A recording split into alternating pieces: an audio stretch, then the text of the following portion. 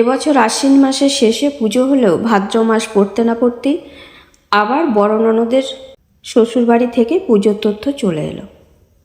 ননদের শ্বশুর শাশুড়ি এসে আমাদের সকলের জামা কাপড় দিয়ে গেলেন এবং বেশ গর্বিত স্বরে বললেন, এবারে পুজোর আত্মীয়দের দেয়া থোয়ার জন্য ওনাদের বাজেট মোটামুটি 40,000-এর কাছাকাছি। আমাকে একটা টুকটুকে লাল ঢাকাই শাড়ি আর সিঁদুর আলতা হাতে দিয়ে ননদের শাশুড়ি বললেন, অষ্টমীর অঞ্জলি দিও এটা পরে। কেমন? প্রিয় গোপাল বিষয়ের নাম শুনেছ তো? ওখানকার শাড়ি পাক্কা 6,000 নিয়েছে। আমি বুঝলাম আমি যে কখনো প্রিয় গোপাল বিষয়ের মতো দোকানের চৌকাঠ পেরোতে পারিনি, সেটা উনি বুঝিয়ে দিলেন কায়দা করে। আষাঢ় মাসে সদ্য বিয়ে হওয়ায় বিয়ের পরে প্রথম পুজো পাচ্ছি এই আশ্বিন মাসে। যথারীতি বিয়ের আগে থেকেই হবু বরের সঙ্গে পুজোর প্ল্যানিং চলছিল, যা পুজোর 1 মাস আগে আরও জমে উঠেছে। ননদের বাড়ি থেকে তথ্য আসার পর থেকে দিন রাত অন্য একটা চিন্তা ভীষণভাবে আপসেট করে রেখেছে আমায়। কারণ এবছর নিয়ম মতো এ বাড়ি থেকেও পুজোর তথ্য যাবে বাবা মা আর বোনের কাছে, ঠিক তেমনি ও বাড়ি থেকেও তথ্য পাঠানো হবে এ বাড়িতে। এ বাড়ির কেনাকাটা নিয়ে আমার বিশেষ চিন্তা কিছু নেই, কারণ এদের বেশ অবস্থা সম্পন্ন, উচ্চবিত্তের কাছাকাছি বলা চলে। আমার শাশুড়ি মা এবং শ্বশুরমশাই দুজনেই হাই স্কুল টিচার ছিলেন, এখন রিটায়ার্ড। আমার স্বামী আইটিতে আছে, ছোট ননদ ইঞ্জিনিয়ারিং পড়ছে, আর বড়জন বিবাহিতা। সেদিক থেকে দেখতে গেলে আমার বাড়ির অবস্থা বেশ সাধারণ। বাবা লাইব্রেরিয়ান ছিলেন, জানুয়ারি মাসে 3 বছর হবে রিটায়ার্ড করেছে। বাড়িতে একমাত্র উপার্জনশীল বলতে আমার বাবাই, যেখানে 40,000-এ আমাদের 2 মাস সংসার চলে, সেখানে এতটা পুজোর বাজেট আমাদের কল্পনার বাইরে। আমার বিয়ের সময় বাবা বাজারে বেশ কিছু ধার দেনাও করে ফেলেছে। এত বাড়াবাড়ি করতে আমি বারবার বারণ করেছিলাম, বাবা একেবারেই কানে দেয়নি। তার নাকি বড় মেয়ের বিয়ে নিয়ে অনেক স্বপ্ন ছিল। বাবা বলছিল 2 মেয়ের গর্বিত বাবা আমি। আমার সাধারণ একতলা বাড়িতে 2 মা লক্ষ্মী পরপর এলেও আমার কপালে একটুও ভাঁজ পড়েনি। আমারও কোনো দুশ্চিন্তা হয়নি, কারণ আমি ঠিক করে নিয়েছিলাম আমার মেয়েদের মানুষ করব মানুষের মতো। তোমরা পড়াশোনা, আচার আচরণ, ব্যবহারে আমার মাথা উঁচু করে রেখেছ, কখনো নিচু হতে দাওনি। এবার আমার কর্তব্যটুকু আমাকে মন ভরে করতে দাও। বিয়ের 6 মাস আগেই আমি একটা প্রাইভেট স্কুলে জব পেয়েছিলাম। আহামরি মাইনে না হলেও ওই কমাসে যেটুকু পেয়েছিলাম তা দিয়েই বাবাকে বিয়েতে সাহায্য করেছিলাম। বাবা কিছুতেই নিতে চাইল না, তবু আমি জোর করে বাবার হাতে দিয়ে বললাম, নিজের বিশেষ দিনে অন্তত কিছু খরচ করতে পারছি, স্বাবলম্বী হতে পেরেছি, এইটুকু কনফিডেন্স থেকে আমায় বঞ্চিত করো না বাবা। খুব সামান্য কটা টাকা, তবু তুমি রাখো প্লিজ। বাবা হাতে নিয়ে চোখ ভর্তি জল নিয়ে আমার মাথায় হাত রেখে বিড়বিড় করে কি যেন বলছিল, বোধহয় আশীর্বাদ করছিল, এভাবেই যেন নিজের জোরে সারা জীবন থাকতে পারি। যাই হোক, ননদের বাড়ির সবাই চলে যাওয়ার পর ছোট ননদ আমার ঘরে এসে বিছানার উপর রাখা শাড়িটা ধরে বলল, শাড়ির জমিনটা দেখেছো বৌদি, কি মোলায়েম, রেশম ঢাকাই, অষ্টমীর জন্য পারফেক্ট। আমি বললাম, তোমার পছন্দ, নেবে তুমি? ও যেন এই কথাটারই অপেক্ষায় ছিল। বলল, আমার সোনা বৌদি, এটা পরে অষ্টমী রাতে আমি বন্ধুদের সঙ্গে বেরোব। আমি হেসে বললাম, নিয়ে যাও। আসলে প্রিয় গোপালের ট্যাগ দেওয়া অত দামি শাড়ি থেকেও ওনার বলা কথাটা আমার বড্ড কানে লাগছিল। শাড়িটা পরে হয়তো আমাকে ভালো লাগতো, কিন্তু আমার পরে ভালো লাগতো না। ননদ নিয়ে যাওয়ায় ভারমুক্ত হলাম। এর সপ্তাহখানেক পর শনিবার সন্ধ্যায় চা খেতে বসে শাশুড়ি মা বললেন, পিউ, কাল বিকেলে তোর কিছু কাজ নেই তো? কেনাকাটা করতে যাব একটু। তোদের ও বাড়ির আর মেয়ের বাড়ির কেনাকাটা করতে হবে।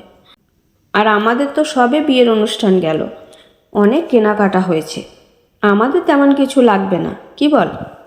আমি বললাম, হ্যাঁ মা, আমার বিয়েতে পাওয়া আলমারি ভর্তি শাড়ি আছে। পরদিন দোকানে গিয়ে আমার চোখ কপালে উঠে গেল। এত দামি দামি জামা কাপড় কিনতে দেখে আমার টেনশন দ্বিগুণ হয়ে গেল। মা বাবা পাল্লা দেবে কি করে এদের সঙ্গে? এক একজনের পিছনে যদি অন্তত 2000 করেও ধরা হয়, তাহলেও প্রায় 15,000-এর ধাক্কা। আমি অন্যমনস্ক হয়ে কি বলবো ভাবছি। এমন সময় শাশুড়ি বললেন, এই পিউ, তোর কাছে 1000 টাকা হবে রে? 3টে 500 টাকার নোট দিয়ে বললাম, হ্যাঁ এই না। উনি মলের বাইরে এসে একটা ছোট্ট দোকান থেকে একটা সুন্দর দেখতে ছাপা শাড়ি নিলেন, টুকটুকে লাল রং। নিশ্চয়ই এটা মায়ের জন্য। মনে মনে হাসলাম। আমার সাধারণ ছাপোষা মা, এর চেয়ে বেশি আর কি ডিজার্ভ করে? মনটা কেমন করে উঠল। বুধবার বিকেলে শাশুড়ি মা আর আমি আমার বাড়ি চললাম পুজোর তথ্য নিয়ে। যা ভেবেছি তাই। অনেক ব্যাগের সঙ্গে ছাপা শাড়ির প্যাকেটটাও আছে।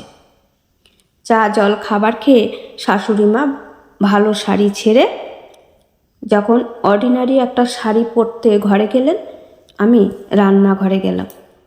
মাকে বললাম, ওমা, এরা যে শাড়ি জামা কাপড় পরে, এতজনের মিনিমাম কোয়ালিটি কিনতে গেলেও বিরাট খরচ, কিভাবে করবে? তখনই বলেছিলাম, এত বড় বাড়িতে বিয়ে ঠিক করো না, সম্পর্ক সমানে সমানে হয়। তারপর কিছু টাকা মায়ের হাতে দিয়ে বললাম, আমি তো খুব বেশি কিছু পাই না, তবু আমার জমানো এই 6,000 টাকাটা তুমি রাখো, বাকিটা যেভাবে হোক একটু চেষ্টা করো। মা হা হা করে উঠল, পাগল নাকি? মেয়ের বিয়ের পর প্রথম পুজোর তত্ত্ব দেব মেয়ের থেকে টাকা নিয়ে? কখনো নয়। দাঁড়া 1 মিনিট বলে পুজোর ঘর থেকে লক্ষ্মীর ভাঁড় এনে বলল, এতে যা জমানো আছে তত্ত্বের খরচ উঠে যাবে। ভাঁড়টা ভাঙতে যাবে এমন সময় পিছন থেকে আমার শাশুড়ি মা বললেন, খবরদার, ভাঁড় হলো সংসারের লক্ষ্মী, মুশকিল আসান, সে ভাঁড় কেউ কখনো ভাঙে? তারপর মায়ের হাতে মায়ের শাড়ি, বোনের শাড়ি আর বাবার জামার পিস দিয়ে বলল, দিদি, তথ্য হলো ভালোবাসার চিহ্ন, পরিবারে পরিবারে বন্ধন রাখার নিয়ম। এ তো কোনো প্রতিযোগিতা নয় যে ভালোর থেকেও ভালো, তার চেয়েও ভালো দিতে হবে। আপনার অসুবিধা থাকলে আমাকে আলতা সিঁদুর আর 1 বাক্স মিষ্টি দেবেন, আমি সেটাই প্রাণ ভরে নেব। আমি ভালোবাসার উপহার গ্রহণ করি, জাহির করার জিনিস আমি গায়ে তুলি না, কারণ তাতে ব্র্যান্ড থাকলেও অন্তরে টানাটানি করে ধার দেনা করে আমি দামি জিনিস নেওয়ার মধ্যে কোনো মাহাত্ম্য পাই না। উপহার অন্তরের হয়, দেখনদারিতে নয়। তারপর আমার হাতে ছাপা শাড়িটা দিয়ে বললেন, শাড়িটা তো মিনিকে দিয়ে দিয়েছিস, দেখলাম, বেশ করেছিস। এটা প্রিয় গোপালের নয়, 6,000 টাকা দামও নয়, কিন্তু লাল রঙের, অষ্টমীতে পরিস। সিঁদুরে আলতায় গয়নায় টিপে মা দুর্গার মতো লাগবে। এর জন্য প্রিয় গোপালের শাড়ি দরকার হয় না, নিজের উপার্জনে কেনা শাড়ি পরে দেখিস কেমন ফিলিং হয়। আরও বললেন, সম্পর্ক সত্যিই সমানে সমানে হয়, তবে সেটা টাকার অঙ্কে হিসাব করে নয়। টাকা বাদ দিয়েও জীবনে অন্য অনেক হিসাব থাকে। তারপর মিষ্টি করে মায়ের হাতটা ধরে বললেন, দিদি, মেয়ে যেটুকু দিতে চাইছে নিন। ও যে মাথা উঁচু করে বাঁচতে চাইছে, নিজের উপার্জনে আপনাদের মন রাখতে চাইছে, সেটাকে সম্মান করুন। ও যেটুকু দেবে তাতেই আমাদের তথ্য দেবেন। আমি 2 হাতে উপার্জন করি, তবুও একটা সামান্য উপহার পেলে আমার ছোটবেলার মতো আনন্দ হয়। সত্যি, আমরা আজকাল উৎসব অনুষ্ঠান তত্ত্ব আর উপহারের নামে দেখনদারির বাড়াবাড়িটা প্রায়ই করে ফেলি। এতে যে উল্টো দিকের মানুষটার মনে কতটা প্রভাব পড়ে বা তারা কত অসুবিধায় পড়ে যায় সেই হিসাব নিকাশ করি না। আমি তাদের টপকে গেছি এটা ভেবে অদ্ভুত তৃপ্তি পাই। অথচ দেখুন, 200 টাকার শাড়ি বা 2000 টাকার শাড়ি সে তো একদিন ছিঁড়ে পচে নষ্ট হবেই। থেকে যাবে শুধু আন্তরিকতা, ভালোবাসা, চাওয়া পাওয়ার টান আর সম্পর্কের মিষ্টি গন্ধগুলো। বলুন তো, এর চেয়ে দামি আর চিরন্তন তথ্য আর কি হতে পারে? কলমে পার্বতী মোদক।